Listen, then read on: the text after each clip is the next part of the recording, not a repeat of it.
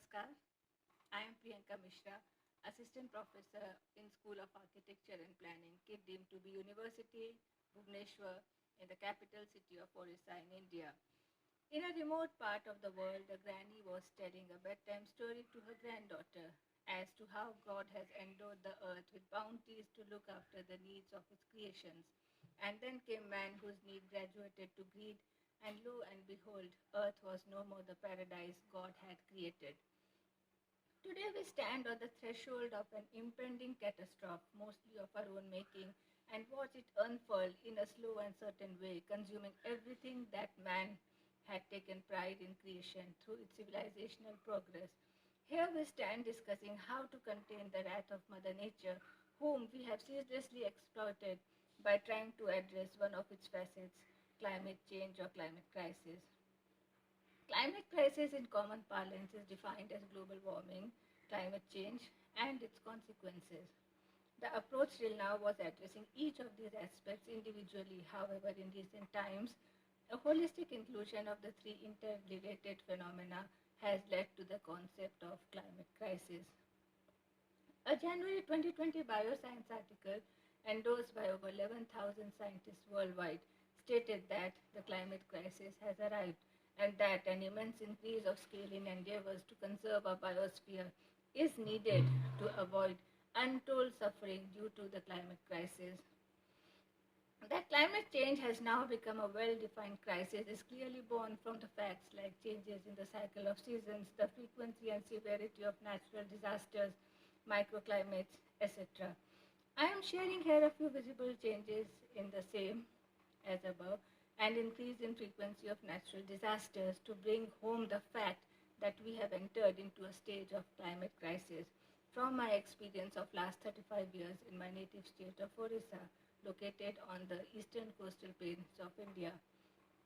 I was born in Bhopal and have resided in Orissa since 1981. As a child of 4 years, I had enjoyed four seasons: summer, rainy, winter, and spring. However, my children know only two visible seasons, that are summers from mid-January to July and rainy season from mid-July to October, where November and December being ambivalent seasons punctuated by cyclonic depressions, rains, and very mild winter. Because of its specific geoclimatic condition, Orissa is highly sensitive to climate change, which, as we all know by now, impacts the frequency and severity of cyclones, droughts, floods, heat waves, etc. A little prying into the history of cyclones to hit Orissa would reveal that the last very severe cyclonic storm to make landfall on Orissa coast before 1999 supercyclone was in 1971. But after 1999, Orissa has had visitors like Falin in 2013, Hudud in 2014, Titli in 2018, Fani in 2019, and then Amphan in 2020. These cyclones were similar or even greater in potential severity to the super cyclone of 1999 on the basis of their meteorological formations. Floods and their severity are directly attributed to rainfall. The rainfall patterns in Orissa have been more erratic since 1960s, with below normal rainfall recorded for most of the years across all the districts. The normal 120 days of monsoon rain has shrunk to 60 to 70 days, resulting in a higher concentration of rainfall in a small span of time, leading to frequent large-scale flooding and waterlogging. Apart from the flooding in the rainy season, the state has become a victim of summer and winter floods in the last 2 decades. An example in the context was the year 2019. In the summer day in May in 2019, Cyclone Fani induced incessant rainfall caused flood in coastal district of Puri. In the same year in August, 260 millimeter of rainfall caused flood in Gajpati and Rayagada districts. Kalahandi and Bolangir, which are the two driest districts in the state, experienced 604 mm and 555 mm of rainfall, respectively, in 24 hours, leading to severe flooding. Global warming with high surface temperatures, the sensitivity of precipitation to El Nino Southern Oscillation, and the coastal position leads to the drought in this region, with high probability of severe and extreme droughts towards the end of the 21st century as estimated. In the last 50 years, 41 years have been the disaster years, out of which 19 were drought years. Although the general assessment in the year 2000 was a drought hits Orissa every 5 years, yet in the last 20 years, Orissa has seen a drought every alternate year, with a frequency of drought hitting one part or the other of the state every year since 2012. It is interesting to note that Orissa is a coastal state with 32% forest cover, where the national average is 21.5%, yet the average temperature hits 46 to 47 degrees Celsius in the state in summers. Recently, Odisha's state capital Bhubaneswar was declared the hottest city in the world in the month of March, when the mercury hits 47 degrees Celsius. A recent study predicts that the number of extremely hot days in Odisha would increase by 30 times by the end of the century. The capital city of the state, Bhubaneswar, is encircled by three major tributary rivers of Mahanadi. It had a great climatic condition 2 decades back, with very good cycles of land breeze and sea breeze. It had very healthy natural wind system that would start blowing around 3 p.m. and would continue till late evening and cool off the landmass. In the last 2 decades, the rivers carry water only during the rainy seasons and run dry by the end of November. The loss of water in the rivers have disturbed the local wind system, and with the growth of urbanization of the city with its concrete roads, buildings, and the complete ecosystem stand decimated, resulting in loss of flora, fauna, and great increase in temperatures. The frequency of cyclones have further denuded the city of its green cover by more than 70% in the last 2 decades. Beautiful sea beaches off the coast of Odisha at Chandipur, Gopalpur, Puri, Konark have lost their casuarina forest due to rising sea levels, and the beaches have shrunk visibly. Where we used to play on our visits to beaches, today those areas are under the sea. And to stop erosion of the beaches, boulders and concrete structures have been splayed to break the waves.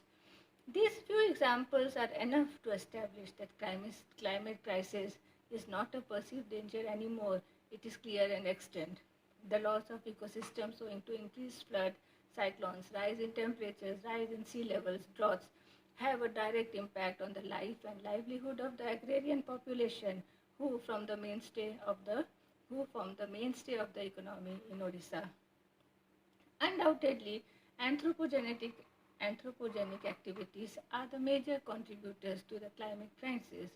It is now a commonplace and a logical deduction to understand that the survival of humanity depends only on a wise and ethical management of natural resources. Every religion across civilization has its wise words for its followers to live a life of content alongside nature, loving and respecting it. The Sanatan Dharma, which in common parlance is called the Hindu Dharma, through its abundant literature and teachings, has time and again emphasized on leading a way of life where human welfare has been directly attributed to its responsibility towards the upkeep and maintenance of nature and environment. There are many hymns seeking the blessings of the five basic elements of the Panchabhutas of the nature: Akash or firmament, Vayu or air, Agni or Tejas or fire, Apa or water, and Prithvi or earth. For any inadvertent action which lead to excessive exploitation of the nature, seers would ask forgiveness. Whatever I dig from thee, O Mother Earth, may that have quick recovery again. O Purifier, may we not injure thy vitals or thy heart.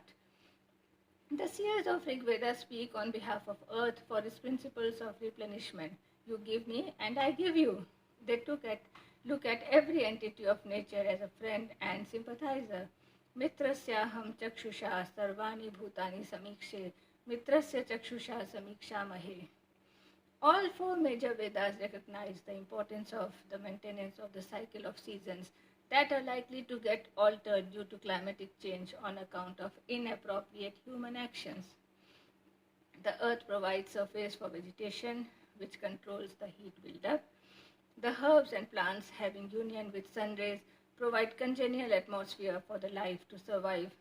Any imbalance in the net flow of energy from the point of production to the point of consumption through the plants, animals, human beings, the air, water, and land causes several natural disturbances in the whole universe. The above discussion would leave in our mind questioning the utility of Vedic knowledge in establishing a balanced development and reversing the process of climate change in the present era. It will, however, not be incorrect to state that knowledge emanating from wisdom is eternal and relevant at all points in time. Vedic knowledge is wisdom in action. Whether it is 7G communication or high-tech application of AI or cutting-edge biotechnology or erecting a Burj Khalifa, the end product should be so conceived that it syncs with the demands of nature and environment and meets the requirement of human necessities. The day this simple knowledge dawns on the human race, all crises will have met its nemesis. Needless to say that governments and intelligentsia all around the world are working overtime to address climate issues through technological intervention. But until mankind as a whole rises up to make a conscious effort to protect its habitat and environment by changing its perception of development, everything else by any other agency is a sham and only a delaying effort for onset of the inevitable.